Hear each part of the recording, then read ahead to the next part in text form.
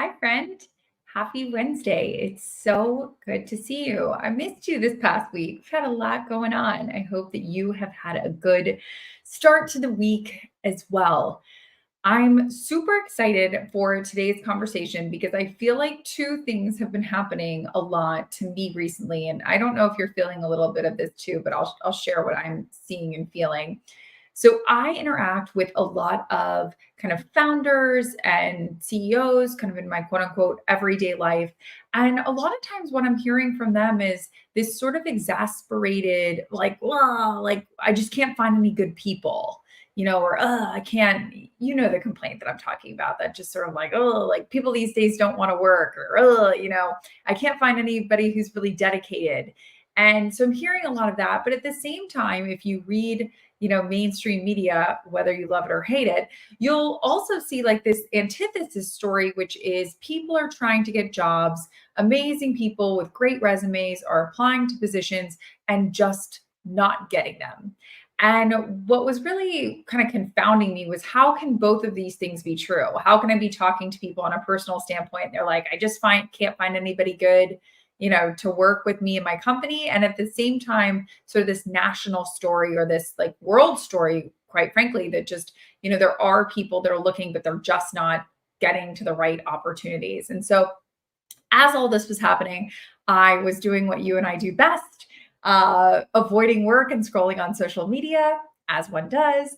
And as I was scrolling on social media, I came across an account that you might have also come across in your various Instagram Reels scrolling or TikTok scrolling. And that would be Allie from corporate. And if you do not know Allison Peck, I highly recommend that you do some quick Google stalking on her right now, because we are going to get straight into the good stuff. We're not going to like spend time doing what I call Googleable things. You can Google her resume. We're not going to go over that. You can do that on your own time. We are going to get into the good stuff. And I was really excited to bring Allison on because she kind of touches on everything that I just talked about. So things like how you can leverage your network, how instead of you going out and try to find a good position or find your next gig, you can instead attract that position or that new company or that new opportunity to you. So instead of you chasing it, it's coming to you, which I don't know, sounds a lot easier to me than going out and chasing stuff. So I was really excited that Allie agreed to come have coffee with us today. So while I have my whole set of questions, I just want you to know that this is going to be a little different than maybe other broadcasts that you're used to hearing or seeing or attending. If you are joining us live, you have a seat at the table. You can ask questions too. You don't have to wait till the end. Raise your hand, get on in there and ask them yourself. The chat is the place to be. If you are listening later on Apple Podcasts or Spotify or your favorite podcast network, not to worry, there's still opportunities for you. You can always message or DM me or Allie. We'd be happy to help answer any questions that you have. So without further ado, one, if you haven't already, say hi in the chat. Big hi to Kelly and Jeff and Shelby and Lori who are joining us today, and Jim. Say hi if you haven't already. But wherever you are in the world, please help me welcome Allie to coffee with us. Hey, What's Allie. up? How are Hey, you? I'm doing really good this morning. It's a beautiful day in Las Vegas. Can't complain. Well, I am really excited for you to join us today because, as I said, I just feel like everything that you're talking about right now is so poignant. It's always in the news cycles. It's always in my topics of conversation. So I'm just curious, like, how did you kind of fall into this subject line? Because it's so timely right now.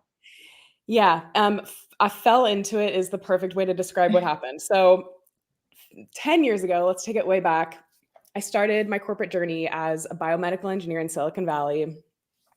Graduated, thought I knew everything, was sorely mistaken in my first job. I was a victim of sexual harassment. I got laid off. Everything that could have gone wrong went wrong. Botched my first salary negotiation. Since then, I have accumulated so many life lessons and like work life lessons that, I wanted to start sharing it with people. And I'm like, how do I get these messages out? And I hope nobody makes the same mistakes that I did. How can I share with them like how to do it better than I did?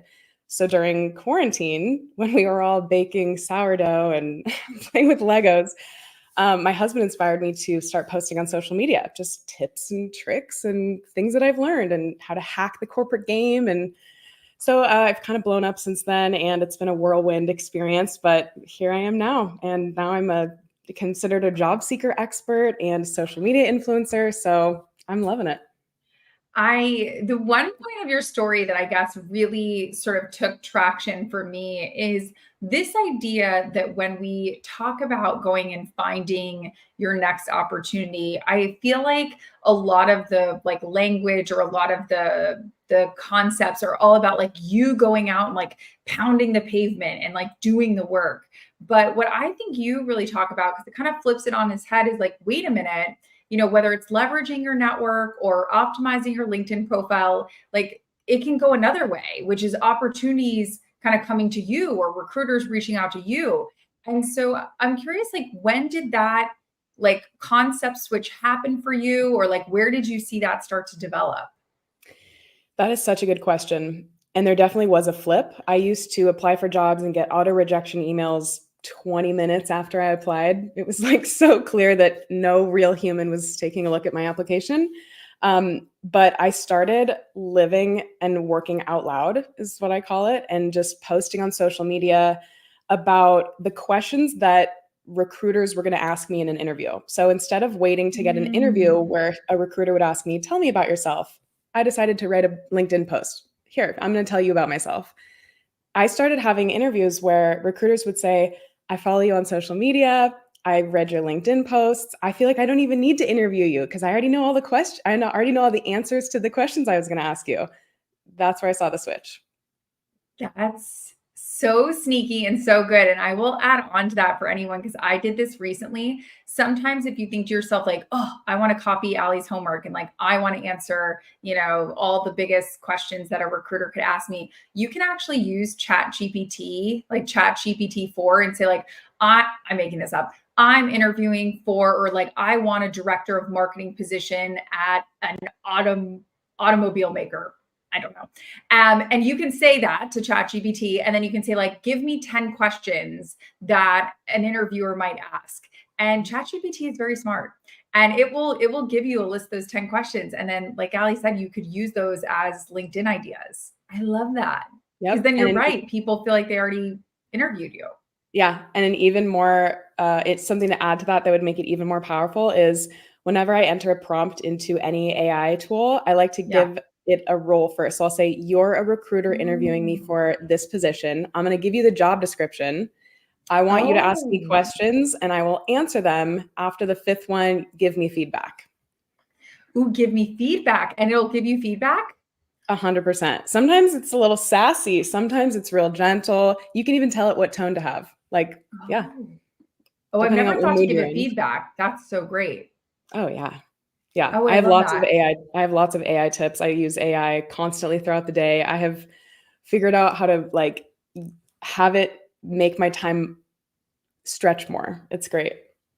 Okay. Well, speaking of, applying and getting a rejection letter 20 minutes later, or rejection email 20 minutes later, what if you are applying, we talked about LinkedIn, but what if you are applying kind of via these like LinkedIn job postings or like these LinkedIn portals, and that you are one of like 100 people that are also applying? Do you have any tips and tricks for, I guess, when you are applying to a position? Is there anything that you can do to stand out?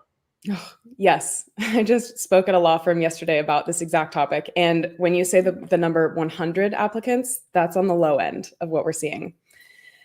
So some things you can do to stand out. I'll give you a couple things you can do to stand out before an interview, during an interview, and after an interview. Before you interview, like when you're applying, you can apply using a project portfolio. You can make one in Canva for free. If you want to send me a message afterwards on LinkedIn, I'll share mine with you so you can see what it looks like. You can be posting on LinkedIn.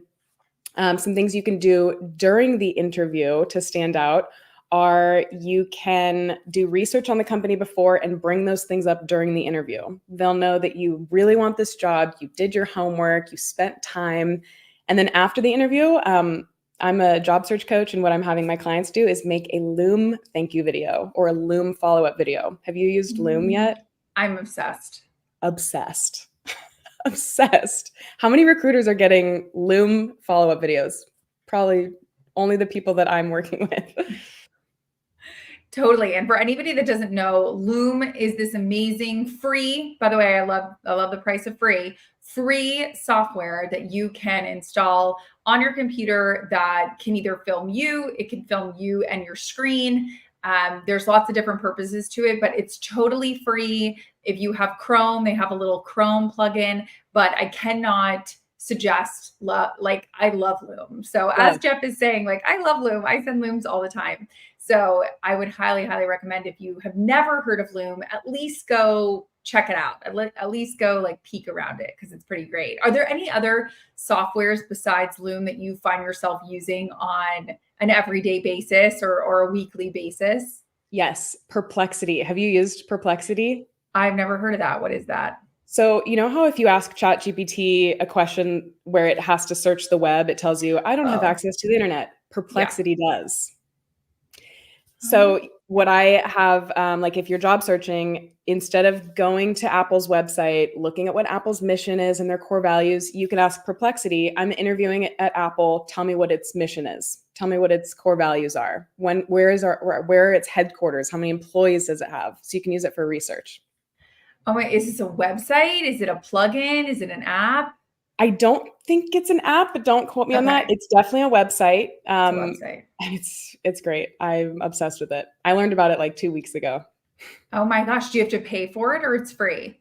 I think it's free. I will probably never recommend an app or a website to somebody that costs money. I'm all about free 99. Yeah, that's my favorite price to pay. I hate spending money. Same. It's like my least favorite thing. I'm like, no, I don't want to do that. No, thank you. Yep. Okay, Perplexity. I'm gonna have to Google this because I have not heard of that one. So that's a good one. So so you encourage people to really use that as a way to research if you have an interview or if you have an interview coming up. Yep. Amazing. Okay. If I'm someone that's like, but Allie, I can't even get to the interview stage. Like I can't even get to the point where they're talking to me on the phone. What are some of your kind of top pieces of advice? Or, I mean, obviously you've had tons of clients over the past couple of years. What are you seeing in terms of what helps them the most when to even get to the in-person or the Zoom, whatever you want to call it, but to even get like a human interview, like to get to that point? So my answer is going to be different if somebody is currently employed and stealth mode looking for work, or if they're unemployed, aggressively need a job yesterday. Which do you want me to answer first? Let's do looking for a job yesterday. Okay. So what you're going to want to do is I recommend working with a staffing agency. So usually they're free and they are working with companies that have open roles. And if you go to a staffing agency or they're called external recruiters, you can say, here's my resume. I'm looking for these types of roles. I'm available to work yesterday. That recruiter or staffing agency may say, oh, I know of a company that's looking for this position. You look like a great fit. Let me set you up with an interview. So you can skip the whole application step. You'll have to apply eventually for formality reasons, but working with a staffing agency is almost the equivalent of getting an internal referral. And that's the other tip I have for anybody who's unemployed, aggressively job searching, is try to get internal referrals. So the way that works is if you want to work at Apple, you contact an Apple employee and you say, hey, can you give me an internal referral? I'm about to job search, or I'm about to apply for job number, XYZ, give them a specific job. Here's my resume. Now, if you've been posting on LinkedIn, if you have an online presence and a personal brand, they can go look and get to know you virtually and feel comfortable recommending you. If not, they may say no. But I'd say staffing agencies and internal referrals are the greatest way to get interviews. Now, if we are talking about somebody who is stealth mode, super secret, like I'm employed, but I don't like it and I want to leave, what I recommend is networking heavily. And try to plant seeds so you can pick fruit from trees later. It's a long game, but networking is key if you're job searching. Okay, so I'm curious because I've heard of staffing agencies, but my first question is that different than a recruiter? Because I don't quite, or are they synonyms? I don't know. And two, are there any staffing and agencies that you really like, trust, recommend, use? Nope. Most that I've worked with are good. If you just Google staffing agencies, it's a numbers game at that point. Reach out to as many as you can, and then you will have boots on the ground people looking for jobs for you, and the more the better. But yeah, just look some up. ZipRecruiter can help put you in touch with some staffing agencies, so I recommend starting there. Got it. And are staffing agencies and recruiters the same, or are they slightly different? So when I hear the word recruiter, I think of like lone wolf, standalone person who's maybe like an independent contractor working for themselves. Got it. But a staffing agency is like a whole ass company of people that do this. It's like a whole team that's like Both are out good. there looking for positions. Hmm. And if someone's like, okay, I like what you're saying about kind of building a personal brand online, or kind of like pre-interviewing for a job by putting that content out, is LinkedIn the best place for that? Because I know that you show up on a couple different platforms. Where do you think people should be doing that? Definitely LinkedIn. But again, Yeah, it depends on your area of work. If you're a comedian, LinkedIn probably isn't the best place for you. If you're a true. teacher, maybe LinkedIn, maybe Instagram, maybe Facebook. If you are let's see, project manager, definitely LinkedIn. So I'd say like white collar corporate jobs, definitely LinkedIn is the best place. And then do you think in terms of content ideas that whether it's Perplexity or ChatGPT, just start to answer some of those recruiter questions? Like, do you feel like that's the best kind of first step? Or do you think that people shouldn't jump right into that and they should start with, I don't know, some other type of content first? So I would take it slow and first introduce yourself as if people are seeing your page for the first time. Tell your origin story, tell what you're passionate about, what your goals are. That's 3 posts right there. And then you can get into here's some skills I'm working on strengthening right now. What resources do you have? Drop a comment below. Also, this is a hack. If you want to go viral on any platform, you have to be having a call to action, asking people to comment, and then answer every comment with a question so people comment again. Yeah, I always tell people what boggles my mind is we know that it's literally in the title, social media.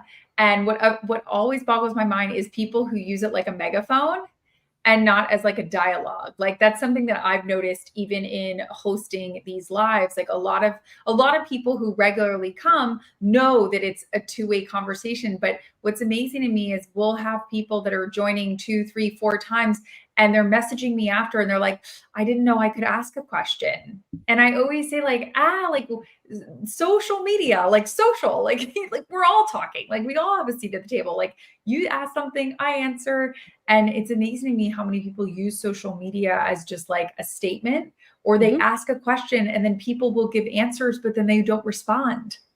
Yes. So I'm looking on my phone right now because I want to show you my analytics on Boggles my mind. LinkedIn. When I figured out about 4 months ago that you need to put the social in social media, especially on LinkedIn. Hopefully, this isn't blurry, but this is a graph of my followers on LinkedIn, and you can see it really starts to spike a couple months ago. This is a Yep. 360-day view, but Yep. it really starts to spike when I started commenting. So it works, people. It It really works. does. It's called social media for a reason. It is Yes. social. I love this point that Lori is bringing up, and I think it's one that we should definitely touch on. There are people that might say, "Allie, you're young and you're energetic, and you have your whole career in front of you, and kind of one of those like easy for you to say, Allie. You got all this going for you." But if somebody's joining us who might be on the we'll call it the back nine, to use a golf analogy, the back half of their career. In this case, Lori is saying, I'm nearing retirement, kind of 10 years left in me. If I want to switch jobs, if I want to go for a different position, how do I compete with people that are younger than me? who might have other talents as opposed to somebody hiring somebody older or maybe having more historical talent. So I know you work with a lot of people. What do you say to someone who's kind of struggling with this age or seniority question? Yeah.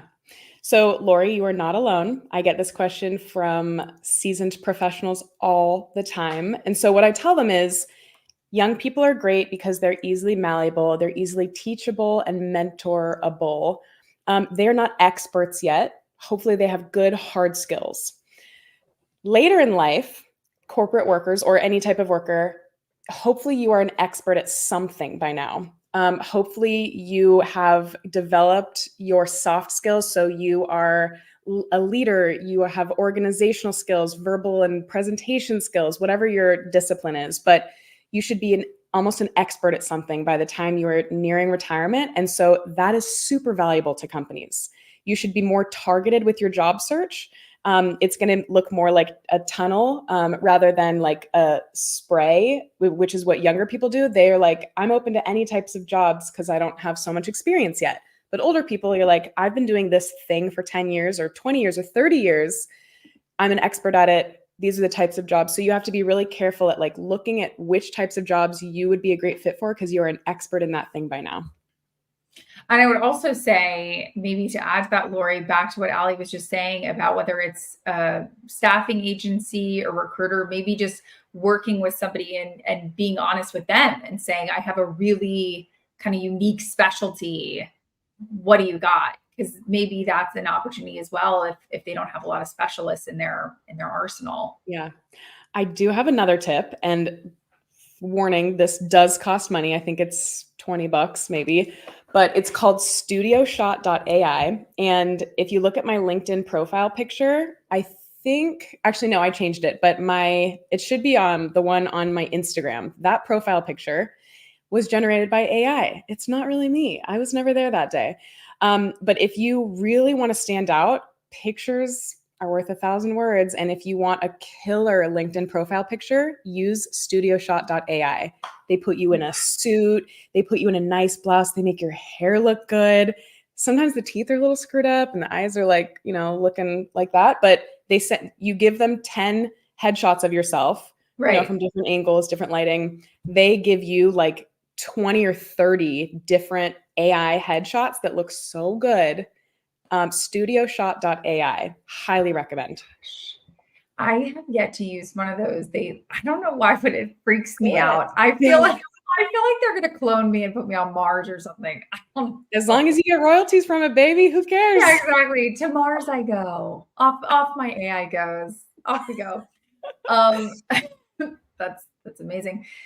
I love this question from Peru as well, which is really about, as we've been talking about applying for jobs or attracting jobs, sometimes the thing that gets in the way the most is yourself. It's not actually the job, it's you. Your own worst enemy is the one in the mirror.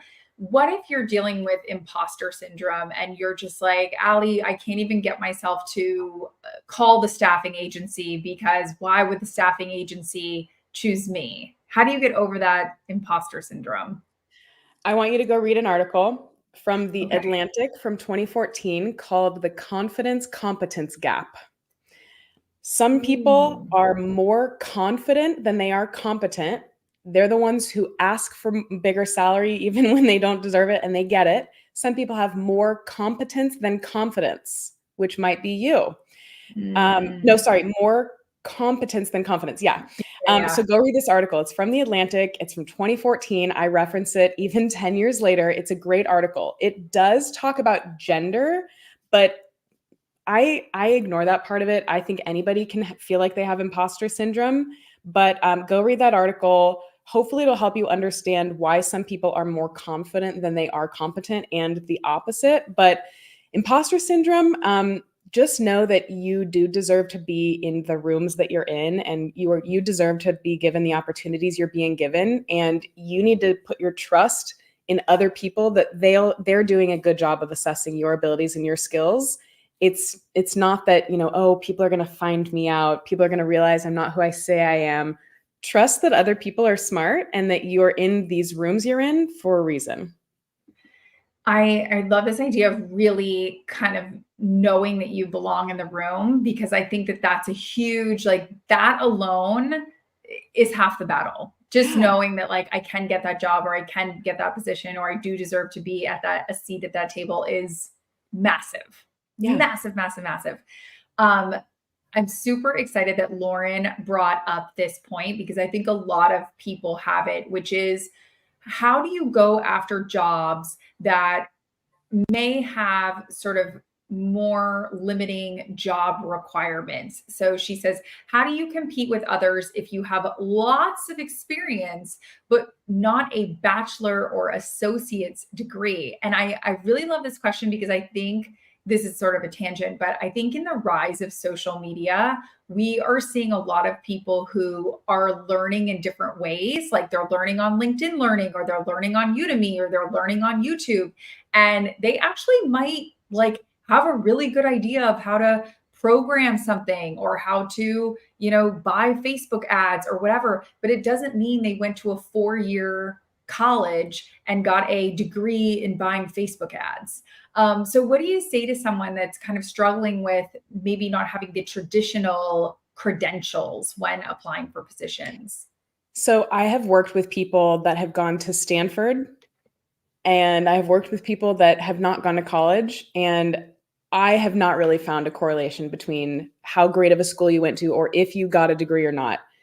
I think getting a college degree shows that you can start something and finish it, and maybe you had a lot of money and you were able to do that, or maybe you took on a lot of debt like me in order to do it. But the great thing about having a technical degree or a technical certification like you're saying you have is that what we were talking about the young people not being experts in something yet, you are getting a head start by becoming an expert at something, because you had a very focused education that was maybe shorter than a 4-year degree. But I would embrace that, and you're a perfect candidate to start posting on LinkedIn about all of your wonderful skills. And nobody posts on LinkedIn about, this is the great degree I got. A degree is just a piece of paper. We care about skills and experience. So post about your skills. That's what matters. That you took the words out of my mouth, because I was going to say the same thing, which is, I feel like you would be such a great candidate, Lori, for attracting a position, as opposed to you going out and finding a position. I think if you started posting, those tips, those tactics, those expertise, and again, whether it's using Perplexity, like Ali mentioned, or ChatGPT 4, like, what are questions that people have in your industry? I don't know what industry you're in, but whatever industry that is, what are some common questions, and start answering those, so that people go, oh my gosh, like, this woman, Lori, freaking superstar. Like, we need her on our team. She's so smart. Or let me reach out to her and see if she's open to work. I think that you would be, like, perfect for that. And I'm not sure what Perplexity would say to this question, but you can try asking it, name me 20 companies that don't have a college education as a job requirement. Maybe it'll give you 10 ideas. I feel like the more ideas, the better. You can't have too many. Mm-mm. It cannot hurt. Yeah. This point from Mohammed is really interesting, and it's talking about company culture and what somebody likes about working at some place and what somebody doesn't like. And I definitely want to bring up company culture, because one of your newest LinkedIn Learning Nano courses is all about boundaries and expectations at work, which I think, to me, boundaries and expectation goes hand in hand with work culture, because what I have found is normally bad work culture or toxic work culture is because there are no boundaries, and, like, your boss is freaking nuts. So I feel like those things are, like, hand in hand. So how do you navigate, work culture, boundaries? What advice do you find yourself giving your clients kind of over and over again? So I think of work culture as the worst behavior that's tolerated as a company. That's your company culture, the worst behavior that's tolerated. So I don't think it's a good idea to ask a company in an interview, tell me about your company culture, because one, anybody could give a fluffy answer. But you can ask questions that'll give you insights into their company culture. And oftentimes company cultures aren't good or bad. They're a good fit for you or a bad fit for you, but they may be a great fit for somebody else or a not a great fit for somebody else. So what I recommend is figure out what you care about the most. Do you want to go to happy hours with your coworkers every Friday night? Or do you want to not take work home? Do you not want to be emailed on weekends? So figure out what's important to you and then ask questions about those things in the interview and see what their answers are. And you don't even have to use the word company culture. Because when you ask about company culture, usually people straighten up in an interview and go, "It's great here. It's amazing." But you can ask a question like, "Can you tell me how your company handled or how your company took care of its employees during COVID?" It's kind of a tricky question to ask because some people are like, "Oh, it wasn't that great." That might tell you something. I totally agree. I feel like asking about company culture it's like asking if people fart and burp at the dinner table, right? Like nobody's going to admit to that. They're gonna be like, "Whoa, it wasn't me." And then you get there and you're like, "Well, someone definitely tooted because I smell it." So like it's happening. So that's the type of stuff that it's like everyone's going to lie. Nobody's going to give you like the real talk. So you have to have one of my like top questions that I always tell people too is ask how many emails do you get after hours? Like Love that's that. important to you. And Ooh. how many emails do you have to answer on the weekend? Because I have talked to people that are like, "Oh, yeah, I do like to answer at least a few emails on Sunday." And I'm like, That's a lie. yeah, I'm like, a few emails means 10 emails, and it also means you're expected to answer them. So, Yeah. like, I really do feel like you have to read between the lines when you're asking about company culture because Ali's right. People will just totally lie. Yeah. But ask ChatGPT, say, what are some roundabout ways that I can ask about company culture without saying the word company culture? Give me 10 examples of questions or 50. Exactly. It's like Jeff was just saying, I worked for an organization that said they only did 4-hour work weeks and they never expected 24/7 communication. But 2 months in, it was 60 to 80-hour work weeks and they wanted you to answer your emails all the time. So, exactly. Expectations versus reality. Yep. Jeff, you should go look at my course on LinkedIn, How to Set Boundaries and Expectations at Work. It might be something you have control over. And if not, I don't know. If you can handle that much work, good for you. But I definitely could not.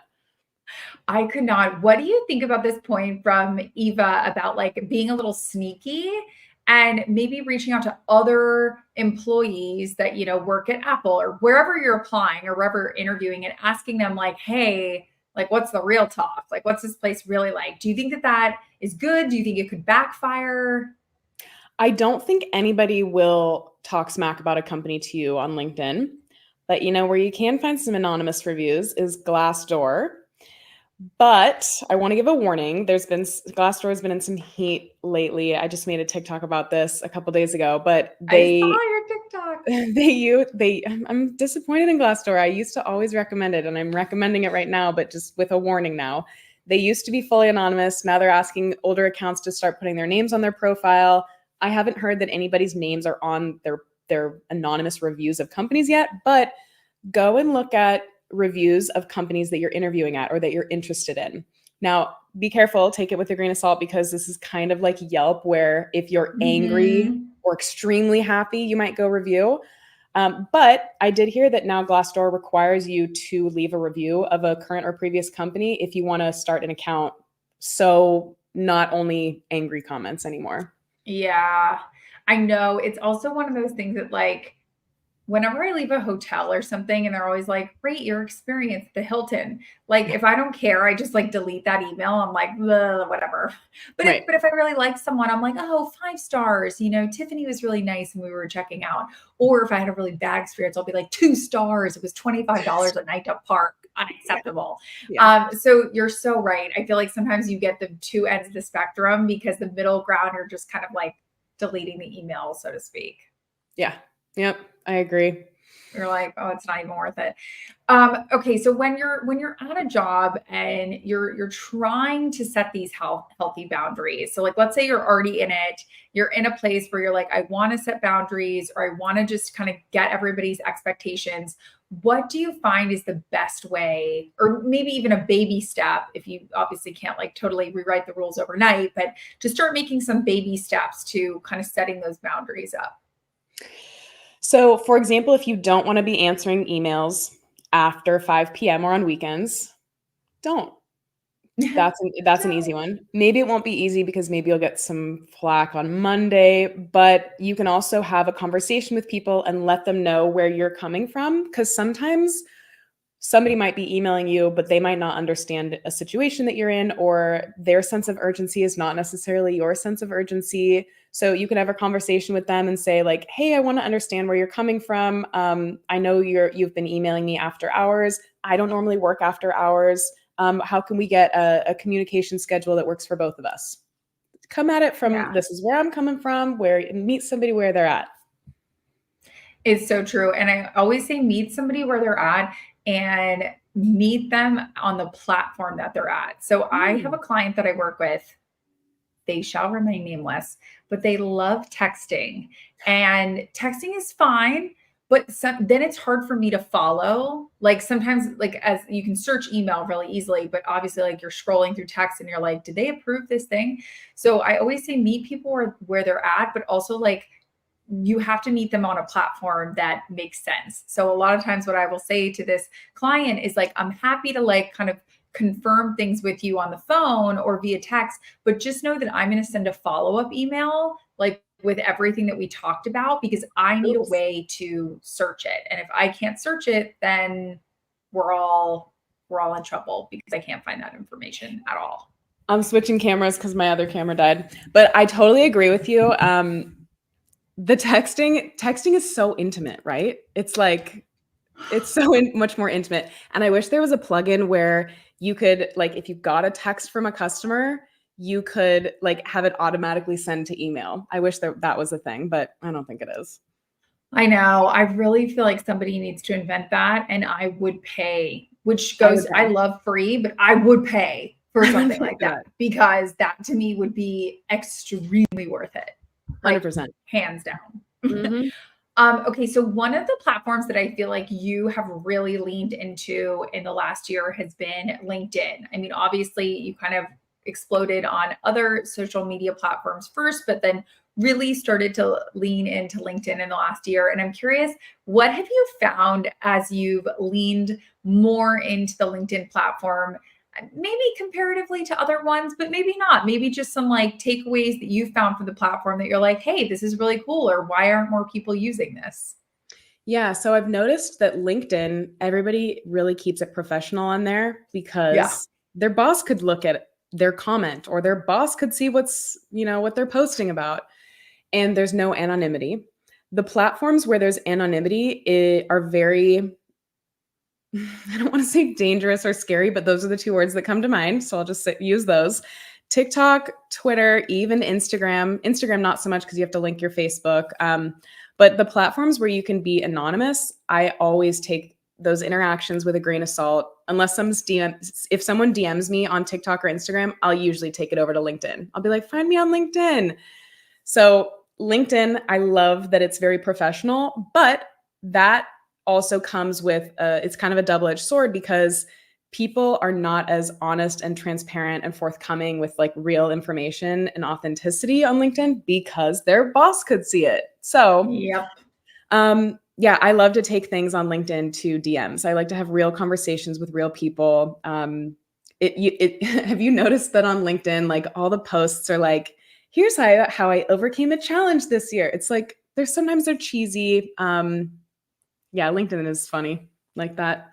It's a funny platform, and it's also one of the platforms that I love what you're saying about encouraging people to, post on there and start kind of quote unquote showing off their expertise, because it's also one of the platforms that is the least noisy and the full of the most lurkers.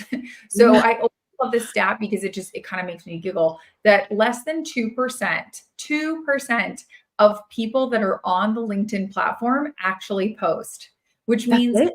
98% of people are lurkers, which listen, I love a good lurk. My husband, I joke all the time, he lurks on LinkedIn every single day because he never posts, but you betcha that's on his desktop, every day. And he's scrolling down. It's not like he spends hours on the platform, but he'll spend 15, 20 minutes kind of what's new, like looking through stuff, but he doesn't actively post, and he represents the average quote unquote LinkedIn user. Like the average LinkedIn user is visiting the platform, scrolling around. Did somebody get a new job? Maybe they like something, maybe they comment, and that's it. If you're actually posting, you are one of the rare forms of Mhm. people on LinkedIn. So I always say like it's such a great platform to post on because it's not that noisy. There's not a Yeah. lot of people who are posting. Yeah, it might sound noisy, but you'll notice that a lot of people just click repost and it's just some of the same stuff over and over again. But if you are posting original content that's from the heart professionally on LinkedIn, you are one of 2%, or you're one person of not a sea of people. Yeah, you're right. It's very small. And why it's great is if you just think about your network, like I'm just picking this number, but let's say you have 500 connections on LinkedIn. If you figure, again, using these same stats, that means that like 10%, 10 people out of your 500 are actually posting, which Yeah. means if you post and even LinkedIn shows it to 300 of your connections, that's 300 people that are now seeing your expertise. Maybe they'll share, maybe they'll comment. You just, you have a lot more power than you Yeah. think you do. I think Yeah. people think that it's worthless and it's really not. And if you are listening to this or watching this right now and you're like, I want to post, but I don't know what my parents will think, or I don't know what my coworkers will think, get that idea and throw it in the garbage can on garbage day. Like, get that idea away from your head. When I started posting, I was like, oh, this is so cringy. Should I do it anyways? I did it anyways, and look where it's gotten me. It will take you so far if you can get over the judging yourself and thinking that other people are going to judge you, because nobody is thinking about you as much as you think they are. I promise. Exactly. You just have to like get over the Yeah. cringe. Get over the cringe. Just get over it. Um, I love this point from Lauren. I mean, I know we talked a little bit about posting things that you think you might get asked by a recruiter, but have you found, because obviously, Ali, you've been posting now and you've had many of your posts go super viral. Have you found that there's certain subject areas that kind of get more attention than others? Oh yeah.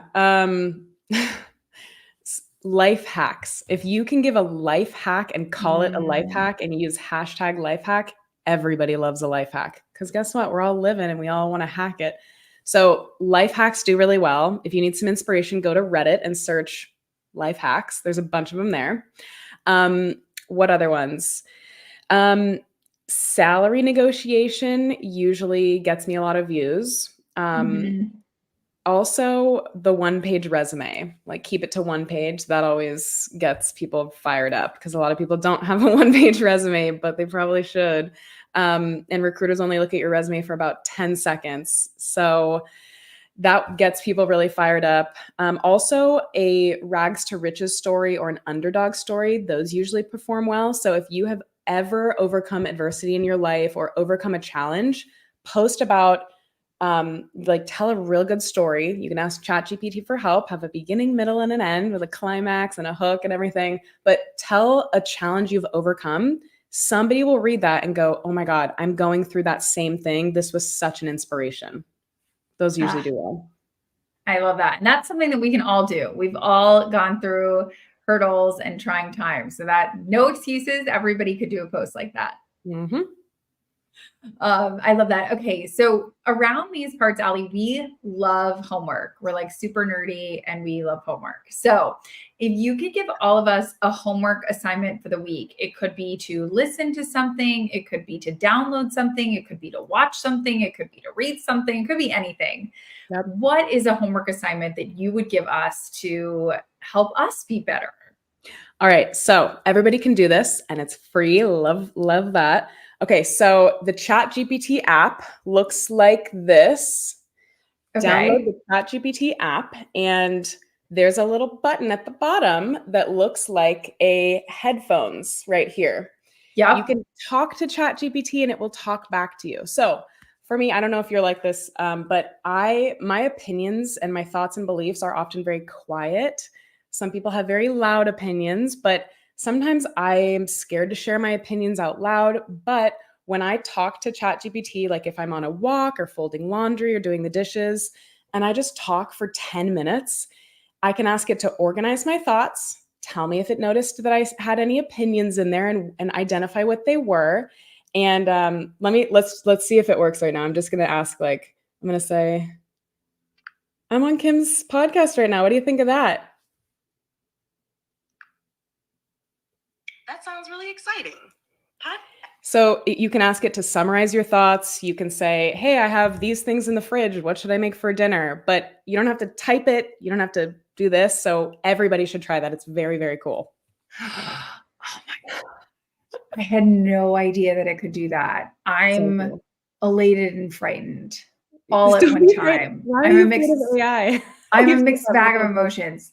I've watched too many sci-fi shows. The robots are going to take over. I'm not much of a fighter. I don't know how to find clean water. It's going to be very complicated. But I mean, I love that. I love this. I love and because sometimes I don't like typing. I like the idea. I didn't know you could chat with it. I didn't know that you could like actually chat with it. Yeah. Ah. So there's one more tip there. There's 2 buttons in this app. One of them looks like a headphones. Yeah. So that one, if you pause while you're talking, it will respond to you. So you can have a conversation with it. But there's a microphone button if you want to just talk and take pauses, and then you can press stop when you want it to stop. So there's 2 options there. Ooh. Okay. I'm loving this. This is amazing. My mind is blown. Everybody else's mind is blown. Okay. This is amazing. We're all downloading this. This is going to be great. Awesome. Okay. Where can people keep learning from you? Where can they find you? Where can they keep getting all of your amazing tips and tricks and tactics? So speaking of meeting people where they're at, I am literally everywhere, as are you. So if you are on any of these, YouTube, LinkedIn, Threads, TikTok, Instagram, I already said LinkedIn, find me there. I'm Allie. It's at Allie from Corporate Zero is my handle. And feel free to DM me. I try to respond to every single DM. I wish more people DM'd me actually and just said like, hey, I saw you on the live. Like, thanks for the tip. Or like, this is something I learned. That brings me so much joy. Because sometimes I feel like I'm speaking to a void. I like, maybe you feel that all the too. lurkers. It's all the lurkers. It's all the people that are consuming, but they don't comment. Yeah, 100%. But I would say LinkedIn is my favorite. Just because it's so organized. The inbox is so organized. They have the focused and the other inbox. Like, I love that. So if you have a LinkedIn, message me there. And if you don't, create a LinkedIn and ask me how to make your profile and I'll help you there. Exactly. And I will say you have a lot of great like downloads and things that people can get not only on LinkedIn Learning, but also just on your LinkedIn profile page. So I will plug that as well. Yeah. That is perfect. Well, thank you, Allie, for taking time to join us today. I really appreciate it. This was so fun. Yeah, this was fun. You're awesome. Amazing. And thank you, everybody, for joining us. Thank you for all of your great questions and comments. And I know if you're anything like me, in about 2 days, when you're in the shower, you're going to be like, I should have asked Allie this one question and I didn't, but now I'm thinking about it again. Just know that Allie and I, as she said, we're on all the things. You can DM us on LinkedIn, you can DM us on Instagram, whatever, and you can keep asking those good questions because we both would absolutely love to hear from you. So I want to thank you for joining us today and tell you that I will see you next Wednesday at 1 p.m. Eastern. Same time, same place. I hope you have a beautiful weekend, everybody. Thanks for joining. Bye. Bye.